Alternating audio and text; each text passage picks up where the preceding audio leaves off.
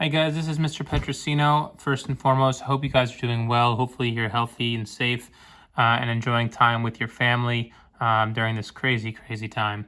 This is going to be your first video on Schoology that I will be posting. Every A-Day, I'm going to upload a PDF of notes, this type of video, a discussion forum, and an online homework assignment that you have to complete. You'll have 2 days to do so. This will certainly be an adjustment, not only for you guys, but myself as well. This is definitely not the first time I'm trying this video out after several rough drafts. If you have any questions at any time, whether watching the video or completing the homework assignment or just not really too sure how Schoology works, you can always message me through the discussion forum or you can always send me a reminder or an email. All right. So today's objective is you're going to be able to find the volume or dimensions of a rectangular prism, a cylinder, using either the volume equals length times width times height, or volume equals pi r squared h, which we'll get to in just a moment. So the first question is, explain the mathematical meaning of volume in your own words. Now this would be a warm-up question, so you're encouraged if you'd like to pause the video and write something that you may think volume represents. To me, volume represents the amount of space an object, specifically a three-dimensional object,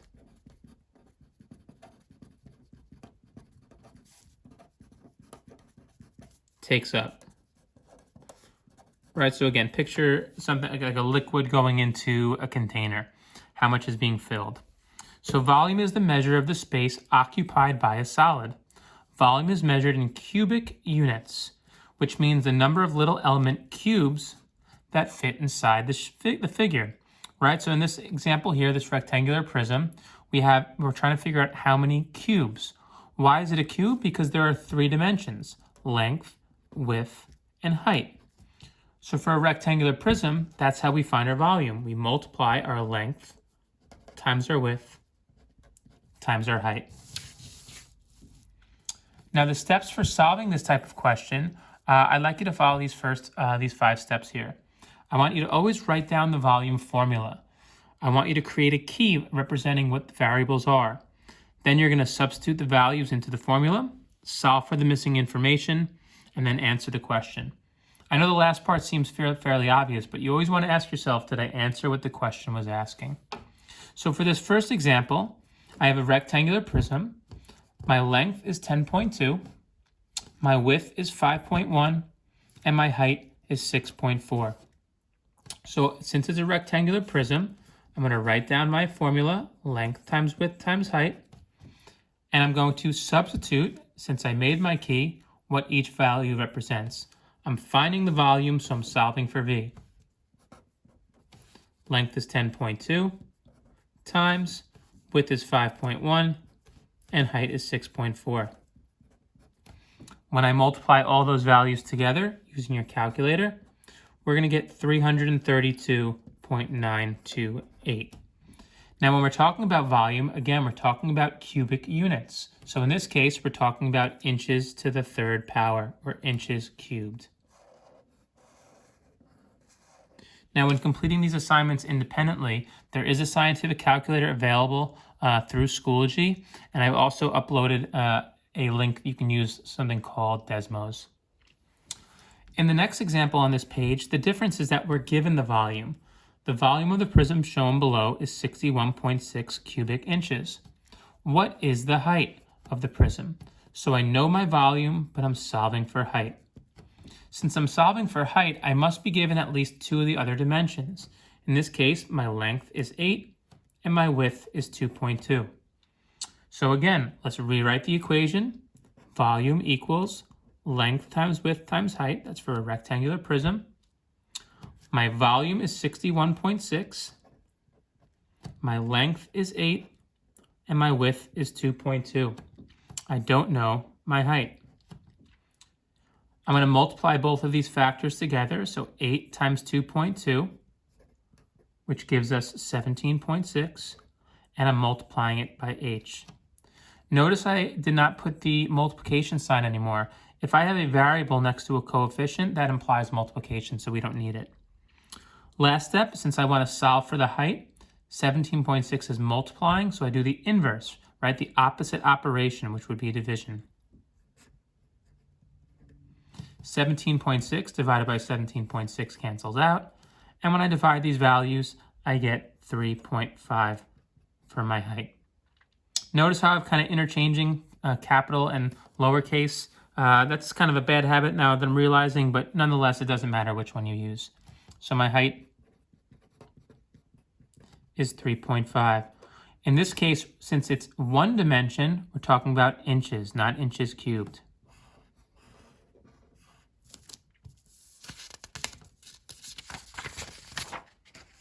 So now if this was a regular class period, I would ask you to try some questions on your own. Feel free to pause the video if you're feeling confident with what I've gone over so far. Otherwise, you can follow along as I go over them together. So again, the first one, the volume of the rectangular prism is 295.68 cubic inches. That's our volume. What is the width? Well, again, since I'm finding one of the dimensions, I must know the other two. In this case, my length is 11 and my height is 6.4. I'm going to plug my values into my equation. Volume equals length times width times height. My volume is 295.68. My length is 11. We don't know my width. We do know the height. Similar to the last question, I'm going to multiply my factors together, my two constants. So 11 times 6.4. 11.6 times 6.4 is 70.4 times W. Just like the previous page, 70.4 is multiplying W, so the inverse, the opposite, is to divide by 70.4. The 70.4's cancel out, and we get 4.2 equals width W. So my width, in this case, we're talking about inches, so 4.2 inches. Again, notice that's one dimension, so I'm not putting an exponent on my measurement. We're going to try one more together. My goal is to always keep these videos around 20 minutes long, but you are encouraged to do every question if you'd like. I'll always at least post the answers.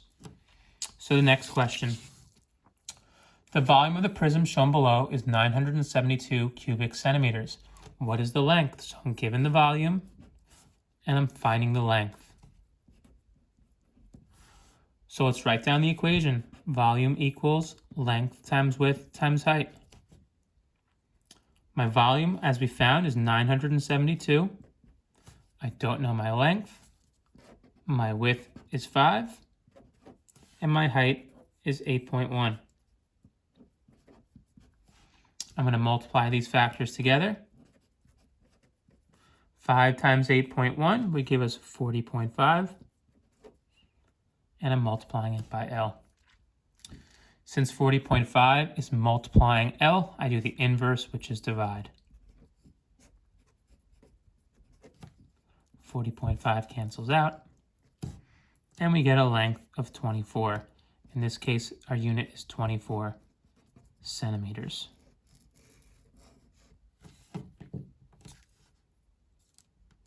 Again, for the last question, I'm just going to post the answer. You can always message me in the forum if you're not too sure, because again, I'd like to keep these videos relatively short. If you are completing everything in one day, it never really should take more than 45 minutes, including the notes and the homework. So here we have an answer. We're finding the height, and our height would be 4.5 feet.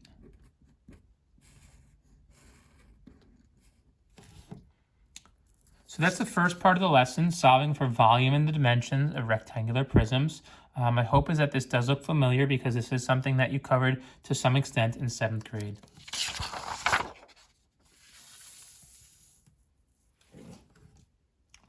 The second part of today's lesson is finding the volume. It's not volume of cylinders.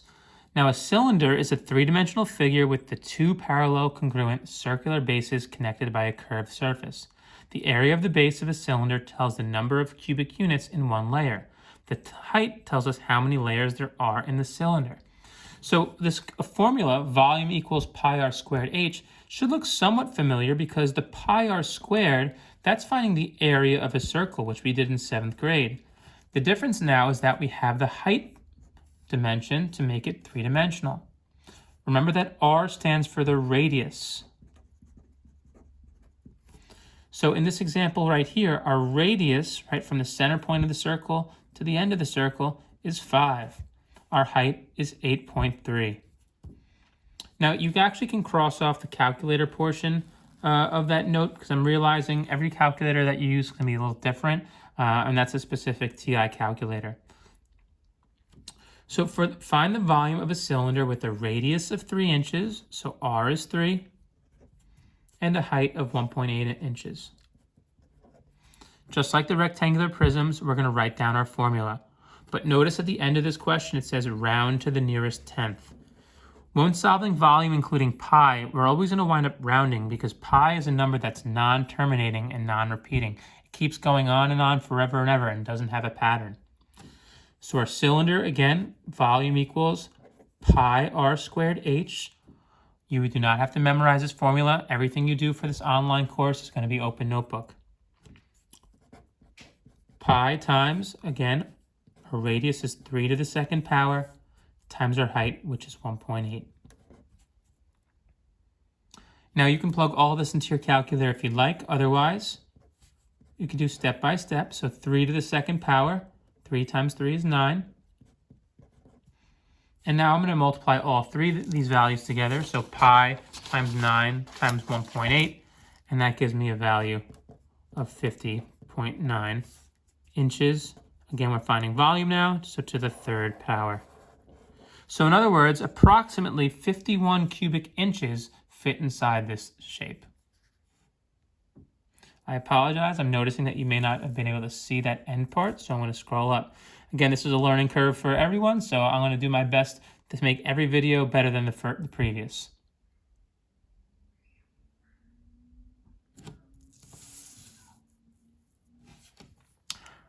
So with a think, pair, share, I'm going to read it first, and then I'd like you to think about what's different about this question. Find the volume of the cylinder with a diameter of 16 inches and a height of 20 inches. Round to the nearest tenth. So what's different about this question is that instead of giving you the radius, they're giving you the diameter. Now the diameter is the distance all the way across a circle, but the radius is only half of that value. So to find the radius, we have to take the 16 inches and we have to divide that by 2. So our radius would be 16 over 2, which is 8. Our height, again in this case, would be 20.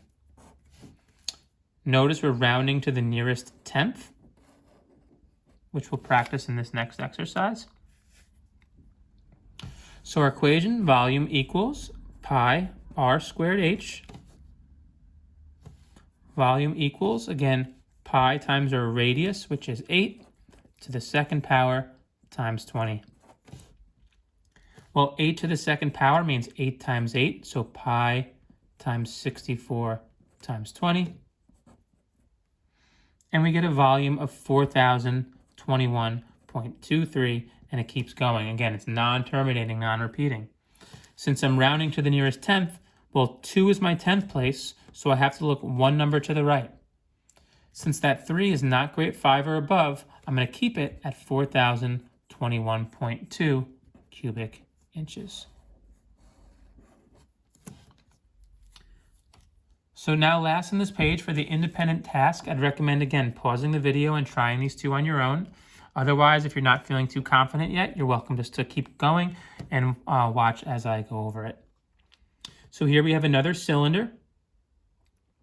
Notice my line segment is only going halfway through the circle, so that represents my radius, and the 8 represents my height.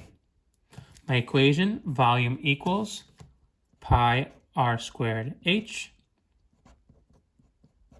I'm going to plug in the 1.5, and I'm going to plug in my 8. 1.5 to the second power is 2.25. And when I multiply all of these values together, I get 56.54, and again, it keeps going. So to the nearest tenth, volume equals 56.5. centimeters cubed. Please be careful with rounding decimals. If this is something that you're having trouble with, again, please ask me in the discussion forum. The last independent task, notice here I'm talking about diameter. I don't want diameter, I want the radius. So to find the radius, I have to divide 8 by 2, which is 4. Volume equals pi r squared h. Volume equals pi times 4 squared times 8. 4 to the second power, in other words, 4 times 4 is 16. And when I multiply this all together, I get 402.12, and a decimal keeps going, so 402.1 inches to the third power.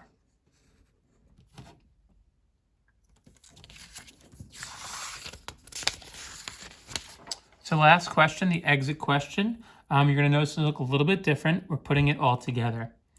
A platform like the one shown was built to hold a sculpture for an art exhibit. What is the volume of the figure? So notice, what do I have here? I have 2 rectangular prisms attached to a cylinder. So to find the volume, I'm going to add all 3 of those 3-dimensional figures together. So let's start with the rectangular prism. Our volume equals length times width times height. Well, in this case, our length is 20, our width is 8, and our height is 5. Now, if you rewrote those in a different order, it's not going to affect the product. So if you decided that you wanted to make 8 the length and 20 the width, or vice versa, it's totally okay. I multiply all those values together, so 20 times 8 times 5 would be 800, in this case, cubic meters. But since I have 2 of them, I'm going to multiply 800 by 2 to get 1600. So that's the volume of the prisms. But to find the volume of the cylinder, again, I'm not requiring you to memorize that formula. You can always look in your notes. Notice here, my line's going all the way across. So again, that 8 represents the diameter. So we're going to find the radius, which is half of 8, which is 4. And our height is 15. 4 to the second power is 16. Pi times 16 times 5. 753.98, and it keeps going. I'm noticing here I did not write round to the nearest value. That's my fault. Let's just continue to the nearest 10th. So 9 is the 10th place. I look 1 to the right. Since it's 5 or more, I'm going to round up, making that 9 a 10, making that 753 a 754. So it actually turns into a whole value. Don't forget now, I have to take these 2 numbers and add them together. So 1600 plus 754 gives us a total of 2,354 cubic meters. It's a nice little preview of what we'll eventually be doing later in the unit. We call this a composite solid because there are multiple 3-dimensional figures. So now for your homework assignment, you're welcome to do it on this piece of paper, but it's going to be also completed online. It's the same questions. All you have to do is submit them electronically. Again, if you have any questions, please message me in the forum. Now, I should have mentioned this in the beginning of the video, but you do not have to print this out if you don't want. You're welcome to write it on loose leaf. But if you do have a printer, I think it would be helpful to print them out. I know it's a lot of printing, so it's totally up to you. I hope everyone's doing well again. I miss you all. Please, I would much rather be teaching you guys in class than doing this electronically, but I think we will all benefit from this, and we're going to learn a lot for the rest of the school year or until I see you again. All right, take care, guys.